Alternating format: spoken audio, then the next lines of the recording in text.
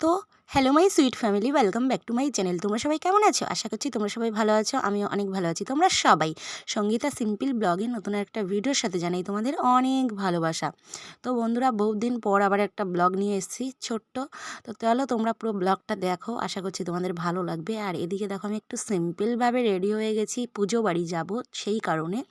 তো খেতে জাস্ট যাব, খাবো, চলে আসবো। আর কালী পুজোর একটু নিমন্ত্রণ আছে। তো সেই দিন আমি একটু ভিডিও ক্লিপ নিয়েছিলাম, ভেবেছিলাম পরের দিনই ভিডিও শ্যুট করব, কিন্তু তারপরে আর হয়নি। তো যাই হোক, এদিকে রেডি হয়ে দেখো আমি বসে আছি অনেকক্ষণ ধরে। আর তোমাদের দাদাভাই হচ্ছে ফোনে কথা বলছে, আমি অনেকক্ষণ ধরে বলছি যে চলো চলো চলো। অন্য সময় আমি মানে কি বলতো, আমার জন্য ওয়েট করে, আর আজকে আমি ওদের জন্য ওয়েট করছি। ঠিক আছে, রাগ হচ্ছে, মেয়ে তো রাগ হয়ে বেরিয়েই চলে গেছে, আর তোমাদের দাদাভাই তো উঠছেই না। এবার আমি তো আর রাগ হয়ে যেতে পারবো না, একসাথেই সব খাওয়া দাওয়া করবো গিয়ে। তো যাই হোক, চলো খাওয়া দাওয়া করে, এটা হচ্ছে তার কদিন পর হয়তো ভিডিওটা হবে। যাই হোক, সকালবেলায় যে দেখতে পাচ্ছ, ঘুমের থেকে উঠেই আমি বিছানা তুলে নিচ্ছি না। তার আগে আমি অনেক কাজ করে এসেছি, মানে বাইরের কাজগুলো মোটামুটি কমপ্লিট করে এসেছি। এখন জাস্ট ঘরে বিছানাটা তুলে রান্নার কাজে যাব, ঠিক আছে। আর এদিকটায় দেখো, এখন তো দেখতে দেখতে বেশ গরম পড়ে গেছে, মোটামুটি শীত কিন্তু একদমই নেই। আর আমাদের কিন্তু চৈত্র মাসের বারুণীর মেলাও কিন্তু চলে এসছে। তো সেই কারণে তো ঘর বাড়ি একটু পরিষ্কার করা লাগবেই। চারদিকের পাতা টাতা পড়ে প্রচুর খারাপ অবস্থা, টিনের ওপরেও সেটা আমি ঝাড়বো। আর ওই টিনের উপরে যে পাতাগুলো পড়ে সেগুলো আমিই ঝাড়ি বিয়ের পর থেকে, ঠিক আছে। তো তোমাদের একদিন আমি শেয়ার করব যে কী করে আমি পাতা ঝাড়ি। আসলে ক্যামেরা সেট করতে পারি না, তো সে কারণে তোমাদের সাথে শেয়ার করতে পারি না, ঠিক আছে। আমার কিছু কিছু কাজ, মানে অনেক কিছুই কাজ আমি তোমাদের সাথে শেয়ার করতে পারি না চাইলেও। আর এদিকে দেখো, ভিডিও করতে করতে কীভাবে যেন উল্টে পড়ে গেছে মানে ক্যামেরাটা, ঠিক আছে। তো সেভাবেই আমি শেয়ার করে দিলাম। আর এদিকে দেখো, একটুখানি ভেজে নিয়েছি মটরশুঁটি, গাজর, ডিম টিম দিয়ে একটু ভাত। আর এইভাবে মানে শীতকালে ভাত ভাজাটা খেতে কিন্তু দারুণ লাগে। আমাদের তো সত্যি খুব ভালো লাগে। কালকের কিছু ভাত আর কি বেঁচে গেছিলো, তো সেটা একটু তাড়াতাড়ি করে ফ্রাই করে নিয়েছি। সেটা খেয়ে মেয়েও স্কুলে চলে গেছে, তোমাদের দাদাভাইও খেয়ে উঠলো, সবে বেরোবে কাজে। আর আমিও এই যে খেয়ে নিচ্ছি। তো চলো, তোমাদের দাদাভাই সবে বাজার থেকে এসে খেয়ে আর কি কোথায় যেন একটু বাইরে গেছে। আর এদিকে আমি এই ফাঁকে চলো চালগুলো ভরে নিই।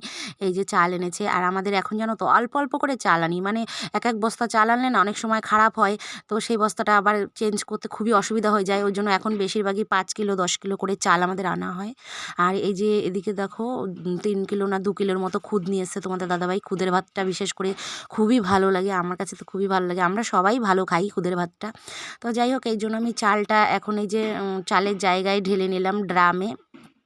আর একটা বিস্কুট এনেছে তোমাদের দাদাভাই, দেখো এখানটায়, মানে বিস্কুটটা আমি কি বলবো, দেখো এটা নাকি কেন্ন বিস্কুট, বলো কেমন লাগে। তো যাই হোক, খেতে কিন্তু দারুণ। আর এদিকে দেখো, রান্নার কাছে আমি চলে এসেছি দুপুরের রান্না নিয়ে। দুপুরে যে আমি কি রান্না করব কনফিউশন হয়ে যাচ্ছিলাম, তারপরে ভাবতে ভাবতে ভাত হয়ে গেছে। আর এদিকে হচ্ছে ভোলা মাছটা, মানে তোমাদের দাদাভাই বলেছিল একটু ঝাল ঝাল কলা পাতায় করতে, কিন্তু কলা পাতার অভাবে আর কলা পাতায় করলাম না, একটু পেঁয়াজ রসুন দিয়ে আর কি দো পেঁয়াজা মতো ভোলা মাছ রান্না করব। আর এই দো পেঁয়াজা ভোলা মাছটা খেতেও কিন্তু দারুণ লাগে, অসাধারণ লাগে। আর তোমরা দেখলে প্রথমেই আমি দেখালাম তোমাদের ছোলার শাক, এবছর এখনও অবধি খাইনি। এই ছোলার শাকটাই ফার্স্ট টাইম খাবো, একটু বেগুন দিয়ে করব। আসলে ছোলার শাকটা আমি সেভাবে কোনোদিনও রান্না করিনি, আগে তো মা রান্না করতো, কীভাবে কি আমি জানি না। কিন্তু আমি আইডিয়ায় একটা জাস্ট বেগুন দিয়ে ভাজা করব। তো তারপরে বেগুন দিয়ে ভেজে আমি খেয়ে দেখলাম, সত্যি দারুণ লেগেছে, দারুণ। আর এই ছোলার শাকটাই ফার্স্ট টাইম এই শীতে আমি খেলাম। এই শাকগুলো সচরাচর সেরকম খাওয়া হয় না, এখনও তো মটর শাকটা খাইনি, ঠিক আছে। শাকটা একটু কম হয়, তবে আমার বেশ ভালো লাগে শাকটা খেতে। তোমাদের দাদাভাই তো একবেলা শাক খেলে আর একবেলা খায় না, মানে দুপুরে খায়, ও রাতের বেলা একদমই শাক খায় না। তো যাই হোক, এই যে দেখো শাকগুলো আমার বাছা হয়ে গেছে, শুধু ডগাগুলো নিয়েছি কুচি কুচি। এরপরে ধুয়ে ঝিরিঝিরি করে কুচিয়ে তারপরে ভাজা করব বেগুন দিয়ে।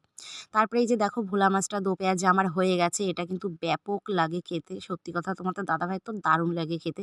তো ও এভাবেও ভালো খায়, কলা পাতাও ভালো খায়, কিন্তু কলা পাতায় করাটা ভীষণ একটা টাফ, ঠিক আছে। প্রচুর কষ্ট হয়ে যায়, মানে অনেকটা টাইম দিয়ে ওটা করতে হয়। আর কলা পাতাও যেহেতু নেই, সেটা হলো না, ক্যান্সেল করে তো এই ভোলাটা করলাম। এটাও খুব ভালো খায়। আর এই যে দেখো, ভাত আমার হয়ে গেছে, প্লাস বেগুন দিয়ে শাক ভাজাটাও কমপ্লিট হয়ে গেছে। তো বন্ধুরা, কেমন লাগলো আজকের দুপুরের এই রেসিপিগুলো অবশ্যই বলো। আর খাওয়াটা তোমাদের দেখালাম না, কারণ 3:30 বাজলে আমার মেয়ে স্কুল থেকে আসে, তারপরেই আমরা খাই। খেয়ে দেয়ে তারপরে মোটামুটি ধরো 4টে 5টা বেজে যায়। তো সে কারণে আর ভিডিওটা আমি লং করলাম না। যাই হোক, আজকে একটু শর্টের মধ্যেই রাখলাম। কেমন হয়েছে ভিডিওটা তোমরা অবশ্যই বলো। আর এখন তো তোমাদের হচ্ছে বড় বড় লং ভিডিও জানি দেখতেও ইচ্ছে করে না, সবাই শর্টের মধ্যেই দেখতে পছন্দ করে। ঠিক আছে, তো কে কে শর্টের মধ্যে দেখতে তবুও পছন্দ করো আমাকে কমেন্টে জানাবে, আমি শর্ট ভিডিও দেবো কি না সেটাও বলো।